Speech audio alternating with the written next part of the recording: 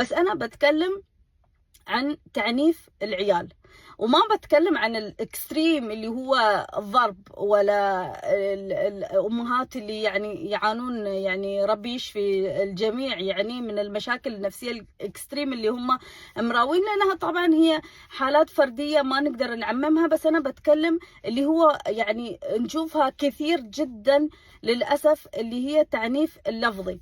وانا بقول لكم شغله، الناس كثيره يعني لما تيجي عند الاستشارات ويتكلمون عن عيالهم وكذيها، ففي كلام هم يقولونها لما اقول لهم ان هذا ترى معناته انه عنف لفظي، يتفاجئون. يعني هم بالنسبه لهم حتى ما يعرفون الكلام اللي هم قاعدين يقولون لعيالهم اصلا هذا يعتبر تعنيف لفظي. يعني مثلا في ناس يقولون حق عيالهم، تعرفين هاي بنتي غبيه، ما تفهم شيء، ما تعرفينها خديه، ما تعرف شيء اصلا، ولا يا انتي يا حماره يا كلبه.